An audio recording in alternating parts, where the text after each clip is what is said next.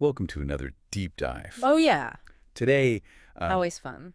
today we are diving into The Picture of Dorian Gray by Oscar Wilde. You know, Excellent choice. some of our listeners shared with us some excerpts, and they touch on themes of art and beauty, Right. youth and morality, Yeah. and, quite a mix. It's going to be good. Yeah. Let's see what kind of hidden gems that we can kind of unearth together. And don't worry, we won't be, just rehashing the whole plot. We're really here for the deeper stuff. Exactly. It's so fascinating because, these themes that you mentioned are just so intricately woven together. In Wilde's work, I mean, it's much more than like a spooky story Yeah. about a haunted painting, right? Right. It's really like exploring, these anxieties that we have about beauty and aging and the consequences of our choices. I like that, consequences of our choices. That's good. Okay, so let's dive into that first section. Art as a mirror and a mask. Ooh, I like it. Right, okay. One quote from the preface that really caught my eye is, "The artist is the creator of beautiful things.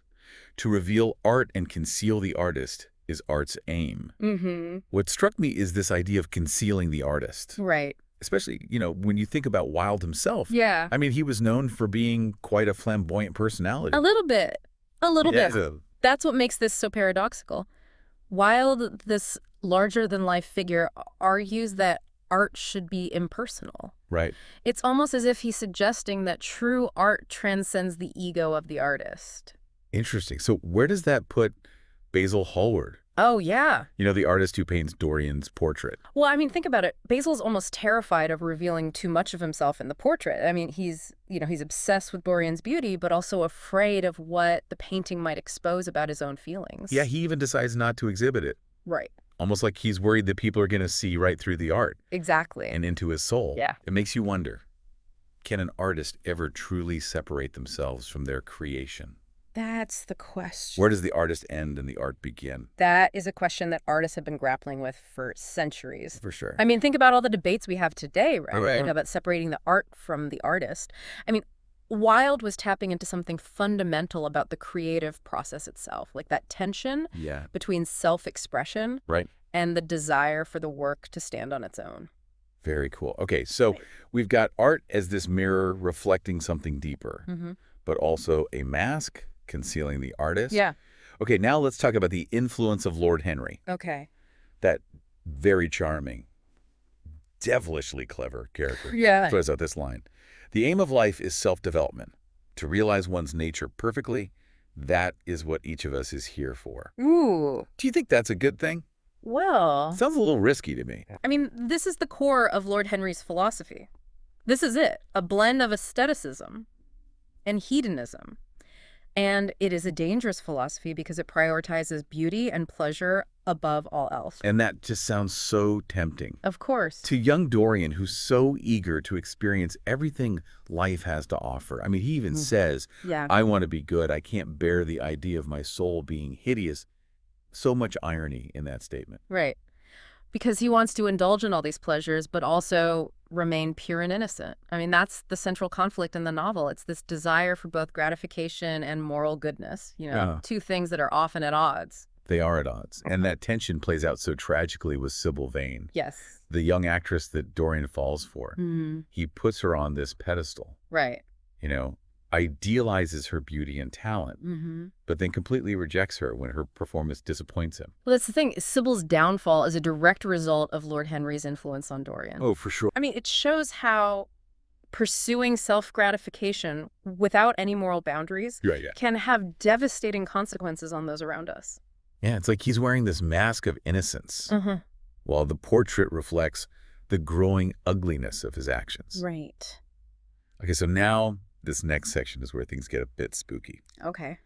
Let's discuss the shifting portrait itself, not just as a plot device, but as a visual metaphor for something deeper. One thing that surprised me is that the excerpts don't actually describe the portrait's changes in graphic detail. That's true. We get these hints, these allusions to its growing grotesqueness, but Wilde leaves a lot to our imagination. He does. And that makes it even more unsettling, don't you think? Oh, for sure. I mean, the unseen is often more disturbing than the seen, Absolutely. right? Absolutely. And it's those moments when Dorian does confront the portrait, Yeah. they're even more powerful. Yes. Because of that initial shock, his attempts to hide it, the growing horror he feels, these emotions are palpable. It makes you wonder, what exactly does he see in the portrait that horrifies him so much? Like, what sins? What transformations are reflected back at him? And how does this tie into the idea of conscience? The portrait becomes a visual representation of Dorian's hidden self. You know, the darkness he tries to conceal from the world. Dorian can hide the portrait from the world, but not from himself. Yep. Does this suggest that true self-deception is impossible? Maybe. That our inner corruption will always find a way to surface? That's a question that Wilde seems to be grappling with throughout the novel. Yeah. Can we truly outrun the consequences of our actions? Or will they always catch up to us, revealing our true nature whether we want them to or not? It's like trying to hide from your own shadow. That's a chilling thought. Right. Okay, now shifting gears a bit, let's talk about beauty. The kind of captivating, almost intoxicating beauty that seems to trap Dorian. Lord Henry drops this line: "Beauty is a form of genius, is higher indeed than genius, as it needs no explanation." Is he serious? I mean, it's a bold claim. It is. Is beauty really that objective and self-evident? It's a fascinating question. Is beauty truly universal? Or is it, as many argue, a social construct? You know, something we're taught to value and perceive in certain ways. Wilde seems to be playing with both ideas here, challenging us to examine our own assumptions about beauty. Okay, so Dorian's fixation on his own beauty. It's almost like a narcissistic spiral, Yeah. wouldn't you say? He becomes a prisoner of his own appearance, terrified of aging and losing that youthful perfection. He's relying on the portrait to bear the weight of his sins, to age and decay in his place while he maintains this facade of youthful beauty. It's a form of denial, a refusal to acknowledge the natural passage of time and the inevitability of aging. It makes you wonder if we're ever truly free from beauty's influence, Yeah. for better or worse. Yeah. Maybe it's societal pressure to conform to certain standards, or the fear of losing our youthful looks. But it seems like beauty holds this powerful sway over us all. Absolutely. And Wilde's novel forces us to confront those influences, to examine how beauty can be both a source of joy and a dangerous obsession. It's a complex issue and one that's still very relevant today. For sure. Speaking of obsession, you mentioned some pretty vivid descriptions Oh, yeah. in the excerpts Yeah. about Dorian's collecting habit. Uh-huh. He seems to amass all these beautiful objects, Right. particularly religious artifacts. Yeah. It's like he's trying to create this sanctuary of beauty around himself. The excerpts are filled with these lavish details, you know, the richness of the fabrics, the sparkle of jewels. I mean, the sheer opulence of it all. It's almost overwhelming. And I think that's intentional. Like that elaborate cope you mentioned? Yeah. Crimson silk with golden pomegranates and seed pearls. Yes. It's almost too much to take in. Right. What is Wilde trying to convey with this excess of sensory detail? It's a form of escapism, wouldn't you say? Dorian's trying to fill a void in his life with these exquisite objects. He's surrounding himself with beauty, but can it truly satisfy him? Can external beauty ever truly compensate for internal decay? That's a question worth pondering. Is he searching for something deeper than just aesthetic pleasure? Perhaps. Could this be Wilde's commentary on the limitations of art and beauty to truly fulfill us? That's a fascinating interpretation. Yeah. And it connects back to that idea of the mask, doesn't it? Dorian's using beauty to conceal his inner turmoil, to create a facade of happiness and fulfillment. This deep dive is getting so thought-provoking. Now let's turn to the weight of Dorian's double life. Okay. The secrecy, the rumors, the growing sense that he's not who he appears to be. Yeah. It's like a shadow hanging over him. And we see how people react to him, right? Yeah. Those who once adored him Yeah. now shrink away, whispering behind his back, some even recoiling in fear or disgust. It seems like no matter how hard he tries to preserve this image of purity and innocence, it's starting to unravel. It's ironic, isn't it? It is. He's trying to escape the consequences of his actions, but they're catching up to him in this social isolation. It speaks to the idea that our past actions have a way of haunting us, no matter how much we try to bury them. And in Dorian's case, it's not just rumors and social ostracization. It's the reappearance of James Vane, Sybil's brother, Oh, yeah. who's been harboring a desire for revenge all these years. It's like a ghost from the past coming back to confront him. Yeah. Wilde really drives home this message that we can't outrun our actions, no matter how far we run or how cleverly we try to hide. The past has a way of catching up. I think that's a good place to pause for now. Okay. I think we've covered a lot of ground already. Yeah, we have. In the next part, we'll explore the price of secrecy. Okay. And what happens when all those carefully constructed masks finally start to slip. I'm looking forward to it. It's always fascinating to see how Wilde brings these themes to a head and what lessons we can glean from his characters' choices. We left off talking about those ghosts from the past that seem to be catching up with Dorian. It's giving me chills just thinking about it. Yeah. But before we delve further into the consequences of his choices, I'm curious to explore this idea of beauty as a mask a bit more. It comes up repeatedly in these excerpts. Oh, it's a key theme throughout the novel. Dorian becomes obsessed with maintaining his youthful beauty, but it's a facade that hides a growing darkness within. He's using beauty to deflect attention from his actions, to project an image of innocence that no longer reflects reality. And that makes me think about Lord Henry, who's constantly spouting these witty, cynical observations about society and human nature. He's almost like a puppet master, encouraging Dorian to indulge in his every whim and disregard conventional morality. How much of Dorian's downfall is due to Lord Henry's influence? Well, it's a question that's open to interpretation. Some readers see Lord Henry as a corrupting influence, a devil's advocate who leads Dorian astray. Others view him as a catalyst, someone who simply exposes the hypocrisy and shallowness of Victorian society. Yeah, he's certainly a fascinating character. He is. His pronouncements about beauty and pleasure are both alluring and disturbing. I'm thinking of that line where he says, "Beauty is a form of genius, is higher indeed than genius, as it needs no explanation." It's as if he's elevating beauty to this almost divine status, suggesting that it transcends intellect or morality. And that's a dangerous idea, isn't it? To suggest that beauty is its own justification, that it excuses all manner of sins. Dorian seems to internalize this idea, believing that his beauty gives him license to indulge in whatever he desires. Yeah, it's a slippery slope. And it makes me wonder if Wilde was using Lord Henry to critique the aesthetic movement of his time, which often prioritized beauty and artistic expression above moral considerations. That's a great point. Wilde himself was a prominent figure in the aesthetic movement, so it's possible he's both celebrating and critiquing its ideals in the novel. It's that tension between beauty and morality that makes the story so compelling. Absolutely. Now let's shift gears and talk about the price of secrecy. Dorian's been living this double life for years, concealing his true nature behind a mask of youthful charm. But the strain is starting to show, isn't it? Yeah, I mean, the excerpts hint at the growing weight of his secret life. There are whispers and rumors circulating about him, and those who once admired him now shrink away in fear or disgust. It's like that saying, you can fool some of the people all of the time, and all of the people some of the time. You can't fool all of the people all of the time. Right. Eventually, the truth has a way of coming out. Yeah, and the truth in Dorian's case is reflected in the portrait, which bears the burden of his sins while he remains physically unblemished. It's a chilling reminder that we can't escape the consequences of our actions, no matter how cleverly we try to conceal them. It's as if the portrait is his conscience, a visual manifestation of his guilt and shame. He can try to hide it away, but he can't escape the psychological torment of knowing what it represents. Exactly. It's not just about physical consequences, but also the psychological and emotional toll that our actions take on us. This deep dive is really making me question the whole notion of getting away with something. It seems like true freedom comes from confronting our actions, not trying to outrun them. That's a powerful insight. And it speaks to the idea that redemption is possible, but only through acknowledging our mistakes and taking responsibility for them. Now, I can't help but think about the ending of the novel, which I won't spoil for those who haven't read it. Right. But I'm curious to hear your thoughts on how Wilde brings all these themes together in that final climactic scene. Well, without giving anything away, I'll just say that the ending is both tragic and inevitable. Dorian's desperate attempts to escape the consequences of his actions ultimately lead to his downfall.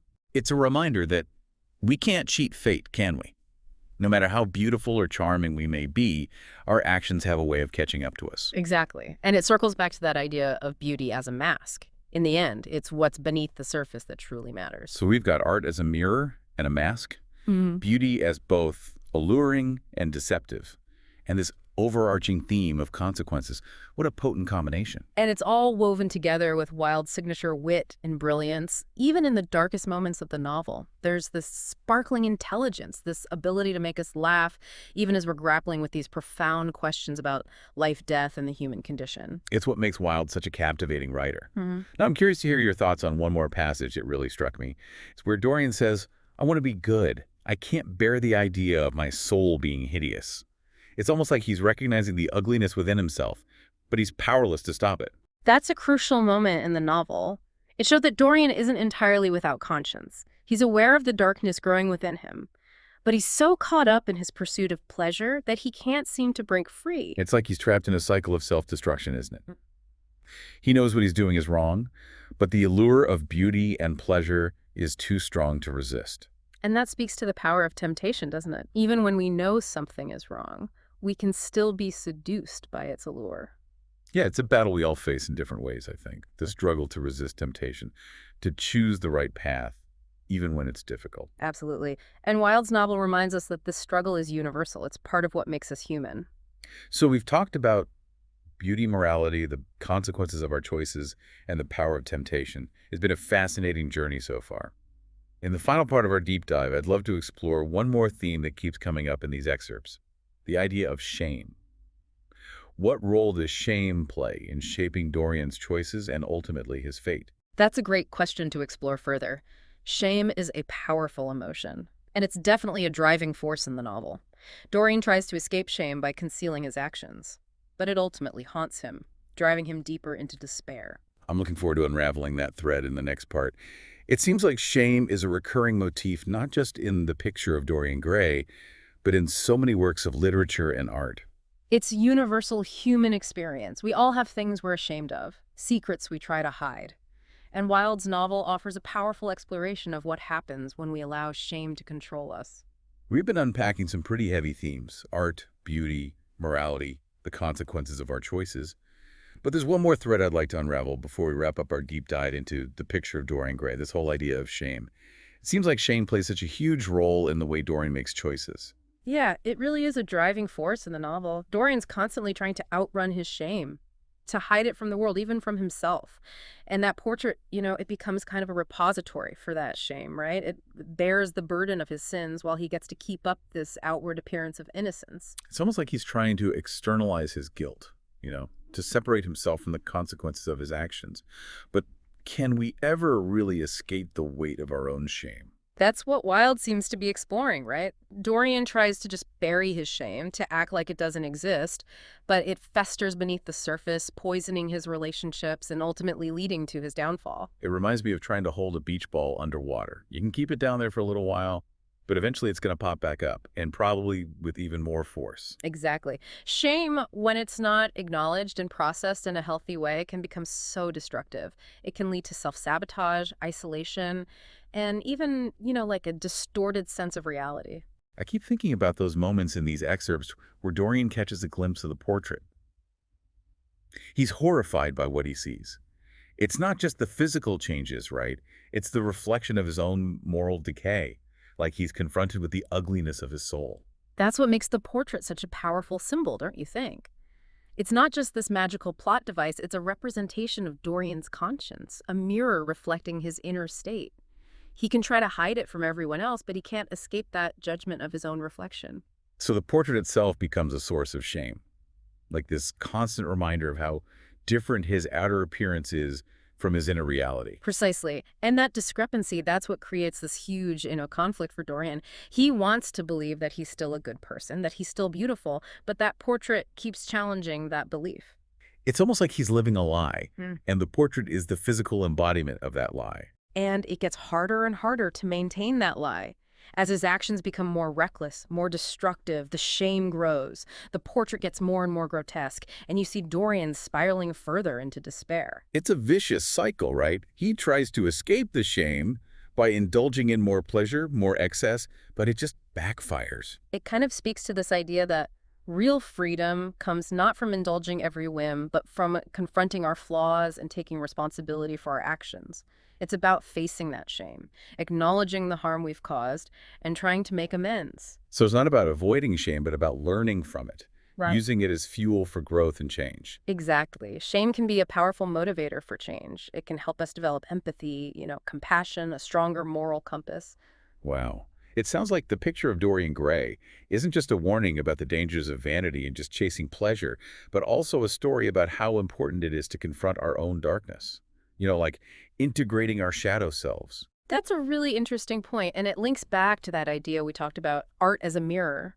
Wilde holds up this mirror to society, exposing our obsession with beauty and youth, but he's also pushing us to look inside ourselves to confront the not-so-pretty parts within us. Yeah, it reminds me that we all have a shadow side, a part of ourselves that we might want to keep hidden.